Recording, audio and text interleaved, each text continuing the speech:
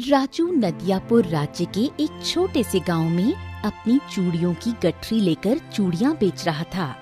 अरे रंग बिरंगी चूड़ियां ले लो, लाल लाल नीली नीली हरी पीली, रंग बिरंगी चूड़ियां ले लो, लाल लाल नीली नीली हरी नीली पीली काली चूड़ियां ले लो। तभी एक औरत राजू के पास आकर बोली, क्या हाल है राजू भैया? सारा दिन गांव में चूड़ियां बेचते रहते हो, कितना कमा लेते हो? राजू हंसते हुए उस औरत की ओर देखकर बोला, अरे दीदी, पेट भर भोजन मिल जाता है, बस मेरे लिए इतना ही काफी है। ऊपर वाला सम्मान की जिंदगी दे रहा है, इससे अधिक और क्या चाहिए? हाँ, बात तो तुम्हारी सही है। अच्छा, वो लाल वाली चूड़ियां मुझे दिखाओ, देखने में तो बहुत सुंदर लग रही हैं। राजू लाल चूड़ियां उस औरत के हाथ में पकड़ाते हुए बोला, ये लो दीदी। कितने की हैं? आपके लिए सिर्फ एक आने की। यह सुनकर औरत बुरी तरह से चौंकते हुए बोली, अरे राजू, ये तो बहुत महंगी है। एक आने में तो 10 किलो गेहूं आ जाते हैं। अरे दीदी, वो सब छोड़ो, आप तो ये देखो, जब लाल चूड़ी पहनकर आप ऐसे खनन खनन खनन करते हुए निकलोगे ना, हाय हाय हाय हाय हाय, सारा गांव आपको देखता रह जाएगा बस। राजू की बात सुनकर उस औरत ने मुस्कुराते हुए एक आना राजू के हाथ में पकड़ा दिया। राजू खुश होते हुए अपने घर चला गया। घर पर राजू ने अपनी चूड़ियों की गठरी रखी ही थी कि तभी उसकी भाभी सुनीता राजू से बोली, आज कितने की बिक्री हुई है राजू? हाँ, सुबह से लेकर शाम तक सारे गांव में अपने चूड़ियों की गठरी लेकर ऐसे ही घूमता रहा भाभी। आज ज्यादा बिक्री नहीं हुई, सिर्फ बेचारी एक औरत ने ही चूड़ी खरीदी, वो भी एक आने की। यह सुनकर सुनीता बुरी तरह से क्रोधित होती हुई बोली, देखो राजू, तुमसे 1000 बार कह चुकी हूँ कि ये चूड़ियाँ बेचने का धंधा बंद कर दो और अपने भैया के साथ खेती करो। अरे तुम महीने में मुश्किल से 2 या 3 आने ही घर पर देते हो और इससे कहीं ज्यादा तो तुम भोजन खा जाते हो। आने दो तुम्हारे भैया को, आज तो मैं इस मामले को आर पार करके ही रहूंगी। शाम को राजू का बड़ा भाई बबलू जैसे ही घर पर आया, सुनीता उस पर बरस पड़ी। देखो जी, बस बहुत हो गया। अब मैं तुम्हारे छोटे भाई को इस घर में एक पल भी बर्दाश्त नहीं कर सकती। आप उससे साफ साफ कह दीजिए, अगर उसे इस घर में रहना है तो फिर महीने में कम से कम 10 आने मेरे हाथ में रखने पड़ेंगे। अरे सुनीता, कम से कम मुझे सांस तो लेने दे। अरे मैं खेत से काम करके थका हारा घर पर लौटा हूँ, पानी देने के बजाय तुम तो मुझ पर आते ही बरस पड़ी, ऐसा वैसा ये वो। अरे रुक जा थोड़ा भाई, रुक जा। क्योंकि मैं कई घंटे से आपके आने का ही इंतजार कर रही थी। तुम्हें पता भी है, आज तुम्हारे छोटे भाई राजू ने मेरे हाथ में सिर्फ एक आना रखा है। अब तुम ही बताओ, एक आने में कोई घर चल सकता है क्या? महंगाई कितनी बढ़ गई है। अरे सुनीता, तुम क्यों मेरे छोटे भाई के पीछे पड़ी रहती हो? अरे क्या मेरा कमाया हुआ धन कम पड़ रहा है तुमको, जो उसके पीछे पड़ी रहती हो? कम तो नहीं पड़ता, लेकिन मैं नहीं चाहती कि बस आप ही मेहनत कर करके अपना शरीर दुखाओ और आपका छोटा भाई चूड़ियों की गठरी लेकर सारे गांव में मौज मस्ती करता फिरे। आप जाकर उससे बात कर लीजिए। सुनीता के कहने पर बबलू न चाहते हुए भी अपने छोटे भाई राजू के कमरे में चला गया। राजू उदास बैठा हुआ था। राजू को उदास देखकर बबलू बोला, राजू, देखा जाए तो एक तरह से तुम्हारी भाभी सुनीता सही ही कहती है। अब आखिर तुम चूड़ियां बेचकर कितना ही कमा लेते हो, हैं? तुम मेरे साथ खेत में काम क्यों नहीं करते हो? देखो, हम दोनों भाई मिलकर अगर खेत में काम करके खेती करेंगे तो घर में और अधिक धन आएगा, है ना? भैया आप तो जानते हैं कि मैं चूड़ी बेचने का धंधा बंद नहीं कर सकता, क्योंकि ये हमारे पिताजी की निशानी है। हमारे पिताजी भी चूड़ियां बेचने के नाम से ही आसपास के गांव में प्रसिद्ध थे। मुझे अच्छा लगता है भैया ये काम। हाँ, जानता हूं रे राजू कि ये हमारा पुश्तैनी काम है, लेकिन शायद तुम भूल गए हो कि मां के गुजर जाने के बाद एक दिन पिताजी चूड़ियां बेचने के लिए घर से निकले थे, मगर वो वापस लौट कर नहीं आए। राजू, तुम मेरे छोटे भाई हो, मुझे तुम्हारा खर्च चलाने में कोई आपत्ति नहीं है, लेकिन कल को तुम्हारा विवाह भी होगा। विवाह के बाद तो तुम्हें अपनी जिम्मेदारियां स्वयं उठानी ही पड़ेंगी ना। राजू उदास होकर बगैर खाना खाए अपने घर से बाहर निकल गया और एक घने वृक्ष के नीचे उदास होकर बैठ गया। तभी गांव का मुखिया आकर राजू से बोला, राजू, क्या बात है? आज तुम बड़े उदास नजर आ रहे हो और तुम्हारा चेहरा देखकर ऐसा लग रहा है कि जैसे कि तुम सुबह से भूखे भी हो। क्यों? हाँ, आप सही कहते हैं मुखिया जी। चूड़ियां बेचकर जब घर आया था तो सोचा था कि भाभी के हाथ की गर्मा गर्म रोटी खाऊंगा, मगर भाभी के हाथ की गर्मा गर्म रोटी तो नहीं मिली, मगर गर्मा गर्म डांट जरूर मिल गई। मुखिया मुस्कुराते हुए राजू से बोला, गर्मा गर्म डांट। देख राजू, मैं तुम्हारे भाई बबलू और तुम्हारी भाभी सुनीता दोनों को अच्छी तरह से जानता हूं, समझता हूं। तुम्हारा भाई तुमसे बहुत प्रेम करता है और तुम्हारी भाभी जुबान की थोड़ा सा बुरी जरूर है, लेकिन दिल की उतनी बुरी नहीं है। वो जो कहती है सच कहती है। देखो, तुम चूड़ियां बेचने का धंधा बंद करके अपने भाई के साथ खेत में हाथ क्यों नहीं बटाते हो? खेत का काम करोगे दोनों साथ मिलकर तो और अच्छा आगे बढ़ोगे। क्यों? मुखिया जी, आप तो जानते हैं कि मैं पिताजी के धंधे को नहीं छोड़ सकता। मुझे याद है, जब मैं छोटा था तब मैं भी पिताजी के साथ चूड़ियां बेचने के लिए आसपास के गांव में जाया करता था। हाँ बेटा राजू, मुझे भी याद है। और तुम्हारे पिताजी केवल इस गांव में चूड़ियां नहीं बेचते थे, बल्कि इस गांव के बाहर भी चूड़ियां बेचते थे। और तुम तो जानते हो कि तुम्हारी बिक्री कम क्यों होती है, क्योंकि तुम केवल अपने ही गांव में चूड़ियां बेचते हो, समझे? मुखिया की बात सुनकर राजू बुरी तरह से चौंकता हुआ बोला, हाँ, मुझे आपकी बातों में काफी दम नजर आ रहा है मुखिया जी। आप सही कहते हैं, पिताजी इस गांव के बाहर आसपास के गांव में भी चूड़ियां बेचते थे। हाँ, मैं नदियापुर राज्य में जाकर चूड़ियां बेचूंगा, वहां अधिक बिक्री होगी। ये सही कहा आपने। हाँ, तुम्हारा सोचना बिल्कुल सही है राजू। वहां पर इस गांव से ज्यादा धनवान लोग भी रहते हैं और हो सकता है कि नदियापुर राज्य में इतनी कमाई हो जितना तुम्हारा बड़ा भाई बबलू भी खेत में काम करके नहीं कमा पाता। इतना बोलकर मुखिया मुस्कुराते हुए वहां से चला गया और राजू मुस्कुराते हुए अपने घर आ गया।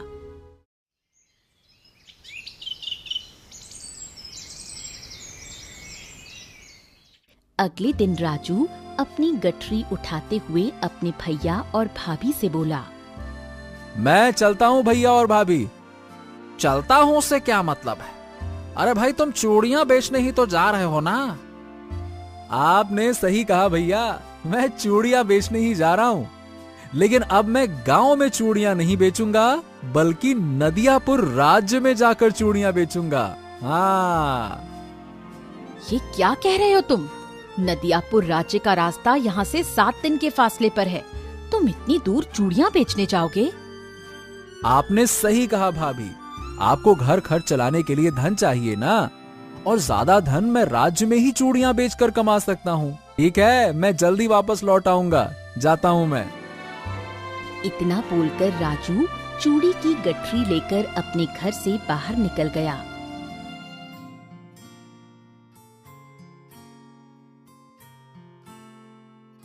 कुछ ही दिनों में राजू नदियापुर राज्य में पहुंच गया। नदियापुर राज्य को देखकर राजू आश्चर्य से अपने आप से बोला, अरे वाह, ये नदियापुर राज्य तो बड़ा ही सुंदर है। चारों ओर नदियों से घिरा हुआ हरा भरा राज्य। वाह, कितना सुंदर लग रहा है। मैं कहां कुएं के मेढक की तरह था, जो अब तक अपने गांव को ही पूरा संसार समझ रहा था। वाह वाह वाह वाह वाह। इतना बोलकर राजू नदियापुर राज्य के बाजार में आवाज लगाकर चूड़ियां बेचने लगा। रंग बिरंगी चूड़ियां ले लो, चूड़ियां चूड़ियां, नीली पीली हरी नीली नारंगी रंग बिरंगी चूड़ियां ले लो, चूड़ियां, नीली पीली हरी नीली रंग बिरंगी चूड़ियां ले लो। कुछ ही देर में राजू की आधी चूड़ियां बिक गईं। राजू फिर से अपने आप से बोला, गांव में तो इतनी चूड़ियां महीनों में नहीं बिक पाती थी, अरे यहाँ तो कुछ देर में ही आधी चूड़ियां बिक गईं। अब बाकी बची हुई चूड़ियां भी बिक जाएं तो फिर तो मजा ही आ जाए। तभी नदियापुर राज्य का एक व्यक्ति राजू से बोला, लगता है इस राज्य में नए हो भैया। हाँ सही कहा भैया, मैं यहाँ पहली बार आया हूँ। अरे अगर तुम्हें चूड़ियां बेचना है तो नदियापुर राज्य की नदी की ओर चले जाओ, वहाँ तुम्हारी सारी चूड़ियां बिक जाएंगी। ये कैसी बात कर रहे हो भैया, भला नदी के किनारे चूड़ियां कैसे बिकेंगी हैं? वो व्यक्ति हंसते हुए राजू की ओर देखकर बोला, अरे शायद तुम्हें नहीं मालूम, महाराज की इकलौती पुत्री राजकुमारी कुसुम अपनी सहेलियों के साथ नदी के किनारे घूमने के लिए आई हुई है। तुम्हारी सुंदर सुंदर चूड़ियां राजकुमारी कुसुम और उसकी सखियों को बहुत पसंद आएगी। अरे जाके दिखाओ तो सही। उस व्यक्ति की बात सुनकर राजू तुरंत नदियापुर राज्य की नदी की ओर चला गया। जहाँ पर राजकुमारी कुसुम अपनी सहेलियों के साथ बैठी हुई थी। राजू के पास इतनी सुंदर सुंदर चूड़ियां देखकर राजकुमारी राजू की ओर देखकर बोली, क्या नाम है तुम्हारा? तुम्हारे पास तो बहुत ही सुंदर सुंदर चूड़ियां हैं। मेरा नाम राजू है राजकुमारी जी। अगर आप इन चूड़ियों को पहनोगे तो आप बहुत अधिक सुंदर लगोगे। ठीक है, जिस रंग की चूड़ी मुझे मेरी कलाई पर अच्छी लगेगी मैं वही चूड़ी तुमसे खरीद लूंगी, वो भी तुम्हारी मुंह मांगी कीमत पर। इतना बोलकर राजकुमारी ने कलाई आगे की ओर कर दी और बोली, अपने हाथों से मुझे चूड़ियां पहनाओ राजू चूड़ी वाले। राजू राजकुमारी को चूड़ियां पहनाने लगा। कुछ ही देर में राजू ने एक एक करके राजकुमारी को सारी चूड़ियां पहनाकर देख ली, मगर राजकुमारी को कोई भी चूड़ी पसंद नहीं आई। तुम्हारी चूड़ियां अच्छी हैं राजू चूड़ी वाले, लेकिन जो चूड़ी मुझे चाहिए वो चूड़ी तुम्हारे पास नहीं है और ना ही वो चूड़ी तुम्हारे पास हो सकती है। तभी राजकुमारी की एक सहेली राजू को सोने के 5 सिक्के देते हुए बोली, राजू चूड़ी वाले ये सारी चूड़ियां मुझे दे दो। राजकुमारी को जो चूड़ी पसंद है वो तुम नहीं ला सकते। राजू ने 5 सोने के सिक्के खुशी खुशी अपनी जेब में रख लिए और वो चूड़ी की गठरी राजकुमारी की सहेली को देता हुआ राजकुमारी से बोला, ऐसी कौन सी अनोखी चूड़ी है जो आपको पसंद है राजकुमारी? आप मुझे बताइए, वो चूड़ी मैं आपके पास जरूर लेकर आऊंगा। तो फिर मेरी बात ध्यान से सुनो राजू चूड़ी वाले। जब मैं छोटी थी तब मैं अपनी माँ के साथ इस नदी के किनारे बैठी हुई थी। तब तुम्हारी ही तरह दिखने वाला एक चूड़ी वाला मेरी माँ को चूड़ियाँ बेचने के लिए आया था। मेरी माँ ने वही चूड़ी उस चूड़ी वाले को लाने के लिए कहा था और उस चूड़ी वाले ने वचन दिया था कि वो चूड़ी मेरी माँ को जरूर पहनाएगा, मगर वो आज तक वापस नहीं आया और मेरी माँ उसका इंतजार करते करते चल बसी। अब देखिए, हो सकता है कि उस चूड़ी वाले की कोई मजबूरी रही हो जो वो वापस नहीं आ सका हो, लेकिन आप मुझे तो बताइए कि आखिर वो अनोखी चूड़ी किस प्रकार की है और वो कहाँ मिलेगी। मैं वो चूड़ी आपको जरूर भेंट करूंगा। ये एक खास किस्म की चूड़ी है जो दिन के प्रकाश में भी सोने के पानी की तरह चमकती है। कहते हैं कि उस चूड़ी के बारे में नदियापुर राज्य के घने जंगल का एक साधु ही जानता है, जो एक गुफा के अंदर तपस्या में लीन है। ठीक है, मैं आपको वचन देता हूं राजकुमारी जी, अब जब भी मैं नदियापुर राज्य लौटूंगा वो चूड़ी हासिल करके ही लौटूंगा। अगर तुम वो चूड़ी हासिल करने में कामयाब हो गए राजू चूड़ी वाले, तो मैं तुम्हें इतना धन दूंगी कि तुम्हारी आने वाली 7 नस्लों को भी चूड़ी बेचने की आवश्यकता नहीं पड़ेगी। वो अपना सारा जीवन ऐशो आराम से व्यतीत करेंगे। राजकुमारी की बात सुनकर राजू मुस्कुराता हुआ नदियापुर के घने जंगल की ओर चल दिया। वो जंगल के काफी अंदर चला गया। राजू के पैर बुरी तरह से थक चुके थे। तभी जंगल में भयंकर वर्षा होने लगी। वर्षा को देखकर राजू अपने आप से बोला, अरे मैं तो जंगल में काफी अंदर तक निकल आया हूँ, लेकिन कोई गुफा मुझे दूर दूर तक नजर नहीं आ रही। ऊपर से बारिश भी होने लगी। अरे मुझे बारिश से बचने के लिए कोई ठिकाना ढूंढना होगा। राजू बारिश से बचने के लिए इधर उधर देखने लगा। तभी राजू की नजर झाड़ियों के बीच छुपी हुई एक गुफा पर पड़ी। राजू उस झाड़ियों के बीच छुपी हुई उस गुफा को बहुत गौर से देखता हुआ अपने आप से बोला, कहीं ये वही गुफा तो नहीं है जिसके बारे में राजकुमारी मुझे बता रही थी? हाँ, मुझे जाकर देखना चाहिए। अगर ये वो गुफा नहीं भी निकली तो कम से कम बारिश से बचने के लिए ठिकाना तो हो ही जाएगा। चलो भाई, जल्दी चलो। इतना बोलकर राजू ने अपने कदम उस गुफा की ओर बढ़ा दिए। कुछ ही देर में राजू गुफा के अंदर खड़ा हुआ था। गुफा के अंदर अंधेरा था। राजू ने देखा कि अंधेरे में एक साधु आंखें बंद किए हुए बैठे हुए थे।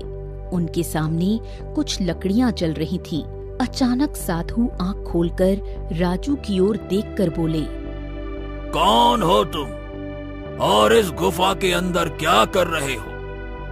क्या तुम्हें नहीं पता ये जंगल रहस्यों से भरा पड़ा है? मेरा नाम राजू है साधु महाराज, और मैं चूड़ी बेचने का व्यापार करता हूँ। मैं एक ऐसी अनोखी चूड़ी की तलाश में आया हूँ जो दिन के उजाले में भी सोने के पानी की तरह चमकती है। राजू की बात सुनकर साधु रहस्यमयी अंदाज में राजू को गौर से देखते हुए बोले, हाँ, तो ये बताओ, क्या तुम जानते हो उस अनोखी चूड़ी के अंदर कुछ रहस्यमयी शक्तियां भी हैं और उसे हासिल करना इतना आसान काम नहीं है? नहीं साधु महाराज, मैं नहीं जानता कि उस अनोखी चूड़ी में कौन सी रहस्यमयी शक्तियां हैं, और मैं जानना भी नहीं चाहता। मैंने तो बस राजकुमारी कुसुम को वो चूड़ी भेंट करने का वचन दिया है। मैं बस उस वचन को पूरा करना चाहता हूँ, मैं इतना ही जानता हूँ। हाँ, तो फिर ध्यान से सुनो। यहाँ से कुछ दूर पर एक झरना बहता है। आधी रात के समय जब चंद्रमा की रोशनी से ये जंगल नहाने लगे, तब तुम उस झरने के पानी के अंदर प्रवेश कर जाना और अपनी आंखें बंद करके एक हाथ बहते हुए पानी की ओर कर लेना। अगर तुम्हारे मन में कोई कपट और लालच नहीं होगा तो वो चूड़ी स्वयं तुम्हारे हाथ में आ जाएगी। मगर याद रखना, अगर तुम्हारे मन में जरा सा भी लालच या किसी के लिए क्रोध या द्वेष हुआ तो वो झरने का पानी तुम्हें उसी समय पानी के अंदर डुबो देगा। ठीक है साधु महाराज। इतना बोलकर राजू भयंकर वर्षा के बीच ही उस झरने की तलाश में निकल गया। राजू को उस झरने को तलाश करते करते काफी समय बीत चुका था। आधी रात का वक्त हो चुका था और वर्षा भी बंद हो चुकी थी। तभी अचानक राजू की नजर सामने एक झरने पर पड़ी। राजू ने देखा कि आसपास का सारा जंगल चंद्रमा की रोशनी से नहाया हुआ था। राजू अपने आप से बोला, हाँ, लगता है ये वही झरना है जिसके बारे में साधु महाराज ने मुझे बताया था। मुझे अब देर नहीं करनी चाहिए।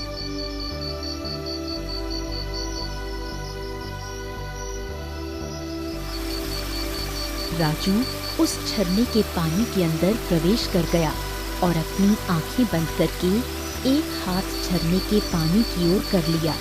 अगले ही पल झरने की कुछ बूंदों के साथ एक सुनहरे रंग की अनोखी चूड़ी राजू के हाथ में आ गई। राजू ने तुरंत आंखें खोल ली। अरे वाह! ये तो वाकई अद्भुत, चमत्कारी और अनोखी चूड़ी लगती है। हाँ, मुझे अब इस अनोखी चूड़ी को राजकुमारी को भेंट कर देना चाहिए, जैसा कि मैंने उन्हें वचन दिया था। चल राजू, अब वचन पूरा किया जाए। इतना बोलकर राजू उस झरने से बाहर आ गया। झरने से बाहर राजू कुछ कदम दूर ही चला था कि अचानक उसके कानों में एक व्यक्ति की कड़कदार आवाज टकराई। वहीं पर रुक जाओ लड़के, अगर एक कदम भी आगे बढ़ाया तो तलवार से तुम्हारी गर्दन काट कर धड़ से अलग कर दूंगा। राजू ने जैसे ही पीछे पलट कर देखा तो सामने एक डाकू मुंह पर कपड़ा ढके हुए राजू को घूर रहा था। राजू उस डाकू को देखकर डरते हुए बोला, कौन हो तुम? मेरा नाम मंगल सिंह है, मैं इस जंगल का डाकू हूँ। चल बेटे, वो चूड़ी मेरे हवाले कर दे। ला। नहीं, मैं चूड़ी तुम्हारे हवाले नहीं करूंगा। तभी डाकू मंगल सिंह ने अपनी तलवार निकाल ली और राजू को डराते हुए बोला, अच्छा तो चल बेटा, सीधी तरह से मेरे साथ चल। चल। राजू हाथ जोड़ता हुआ डाकू मंगल सिंह से बोला, मैं तुम्हारे हाथ जोड़ता हूँ डाकू मंगल सिंह, मुझे जाने दो। और मैंने जो अनोखी चूड़ी बड़ी मुश्किल से हासिल की है, उसे मुझसे मत छीनो। मैं वो अनोखी चूड़ी राजकुमारी कुसुम को भेंट करना चाहता हूँ। बकवास बंद कर और चल सीधे तरह से मेरे साथ। अब अगर तूने कुछ भी चू चपड़ की तो मैं नहीं, मेरी तलवार तुझसे बात करेगी। सीधा गर्दन धड़ से अलग हो जाएगी, तेरा सर जमीन पे मिलेगा, समझा? चल मेरे साथ। राजू के पास डाकू मंगल सिंह की बात मानने के अलावा और कोई चारा नहीं था। राजू चुपचाप डाकू मंगल सिंह के साथ साथ चलने लगा। डाकू मंगल सिंह राजू को जंगल की घनी झाड़ियों से ले जाता हुआ एक झोपड़ी की ओर ले गया और बोला, सीधी तरह से झोपड़ी के अंदर घुस जाओ। जाओ। देखो, अगर तुम मुझे मारना चाहते हो तो इसी समय मार सकते हो, परंतु मैं अपने जीते जी वो चूड़ी तो तुम्हारे हवाले नहीं करूंगा। अरे मूर्ख, वो चूड़ी तुम्हारी जान से बढ़कर नहीं है। जो मैं कहता हूं वो करो, इस झोपड़ी के अंदर घुस जाओ। जाओ। राजू चुपचाप झोपड़ी के अंदर घुस गया। झोपड़ी के अंदर घुसते ही राजू की आंखें आश्चर्य से फटी की फटी रह गईं। उसने देखा कि झोपड़ी के अंदर एक चारपाई बिछी हुई थी और एक बूढ़ी स्त्री की लाश उस चारपाई पर पड़ी हुई थी। ये देखकर राजू बुरी तरह से कांपता हुआ डाकू मंगल सिंह से बोला, सच बताओ, तुमने इस बेचारी बूढ़ी स्त्री की हत्या क्यों कर दी? क्यों? क्यों हत्या कर दी? और ये सवाल तो डाकू मंगल सिंह से पूछ रहा है। ज्यादा बकवास मत कर बच्चे। चल चल बेटे, सीधी तरह से वो अनोखी और रहस्यमयी चूड़ी मेरे हवाले कर दे। तू उस चूड़ी के रहस्य के बारे में नहीं जानता। ला, दे दे। और मैं जानना भी नहीं चाहता।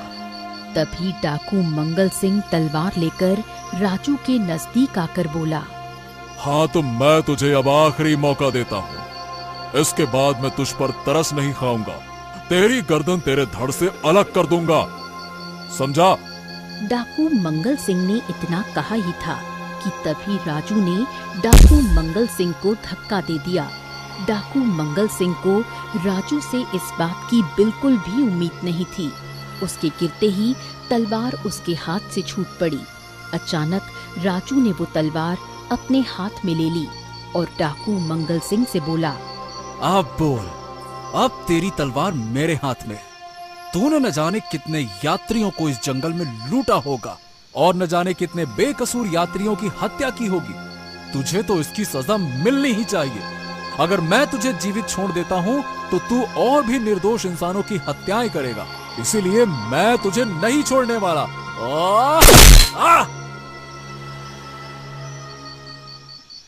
अचानक राजू की आंखों के सामने उस झोपड़ी के अंदर काला धुआं फैलने लगा और रंग बिरंगी किरणों के साथ वहां का दृश्य दूसरे दृश्य में परिवर्तित हो गया।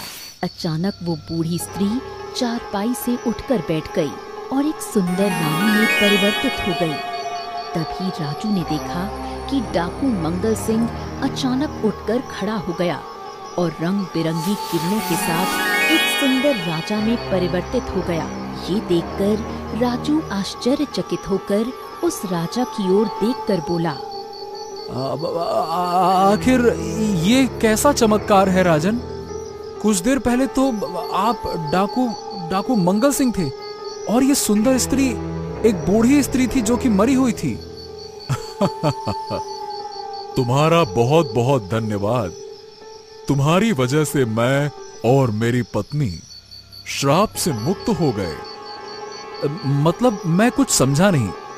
चलो मैं समझाता हूं। बरसों पहले मैं अपनी पत्नी को इस जंगल की सैर कराने के लिए लाया था। तभी मुझे उसी झरने के पास, जहां पर तुम मुझे मिले थे, तुम्हारे ही जैसा दिखने वाला एक व्यक्ति मिला। मैंने उस व्यक्ति को चोर समझकर पकड़ लिया। वो व्यक्ति मेरे सामने गिड़गिड़ाता रहा कि वो चोर नहीं है, उसने कोई चोरी नहीं की, परंतु मैं नहीं माना और मैंने तलवार से उसकी गर्दन अलग कर दी। तभी वहां पर एक साधु प्रकट हुए और उन्होंने मुझसे कहा कि मैंने एक निर्दोष की हत्या की है। उन्होंने मेरी पत्नी को एक मरी हुई बूढ़ी स्त्री में परिवर्तित कर दिया और मुझे डाकू में परिवर्तित कर दिया और कहा कि मैं अपनी पत्नी का बूढ़ा मरा हुआ रूप रोज देखूंगा और डाकू के रूप में ही इस जंगल में भटकता रहूंगा। यही मेरी सजा है। मैं साधु के सामने बहुत रोया, गिड़गिड़ाया, माफी मांगी, क्षमा मांगी, सब कुछ किया। कुछ देर बाद आखिरकार साधु को मुझ पर तरस आ ही गया और उन्होंने मुझसे कहा कि जिस दिन कोई मन का सच्चा व्यक्ति इस जंगल में आएगा और झरने से उस अनोखी चूड़ी को हासिल कर लेगा, तब तुम समझ जाना कि वही व्यक्ति तुम्हारे श्राप को तोड़ सकता है। तुम उस व्यक्ति को इतना परेशान करना, इतना कि वो तंग आकर तुम्हारी हत्या कर दे। तुम्हारी हत्या होते ही तुम्हारे ऊपर से श्राप खत्म हो जाएगा और तुम अपने असली रूप में आ जाओगे। बस यही बात है। अच्छा, तो इसीलिए आप मुझे तलवार की नोक पर इस झोपड़ी तक लेकर आए थे। ये बात है। हाँ, बिल्कुल तुमने सही कहा। मैं तब से उस झरने के आसपास ही भटक रहा था, शायद तुम्हारे ही इंतजार में था। इतना बोलकर राजा अपनी सुंदर पत्नी को लेकर वहां से चला गया।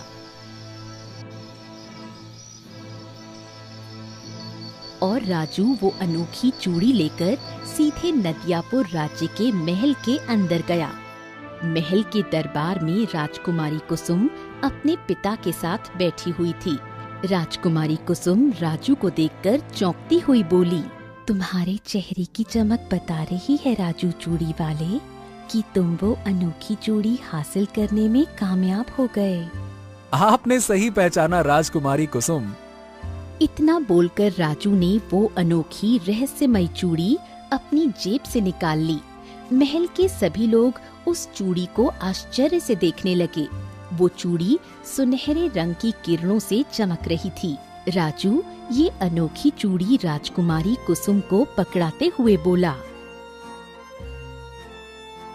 ये लीजिए राजकुमारी, मैंने जो वचन दिया था उसे पूरा कर दिया। इसे अपने हाथ से मुझे पहना दो राजू। राजू ने वो अनोखी चूड़ी राजकुमारी की कलाई में पहना दी। अचानक राजकुमारी की आंखें नीले रंग की किरणों से चमकने लगीं और फिर से सामान्य हो गईं। ये कैसा चमत्कार था राजकुमारी? राजू, क्या तुम इस अनोखी चूड़ी के रहस्य के बारे में जानते थे? नहीं राजकुमारी। हाँ, गुफा में मौजूद साधु महाराज ने मुझे बताया तो था, लेकिन मुझे इसके रहस्य के बारे में जानने में कोई दिलचस्पी थी ही नहीं। राजू, इस अनोखी चूड़ी को जब कोई ऐसी स्त्री पहनती है जिसे कोई ऐसा रोग हो जिसका इलाज संभव नहीं हो, तो वो रोग पूरी तरह से ठीक हो जाता है। मैं भी एक ऐसे ही रोग से पीड़ित थी जिसका इलाज संभव नहीं था, और वही रोग मेरी माँ को भी था।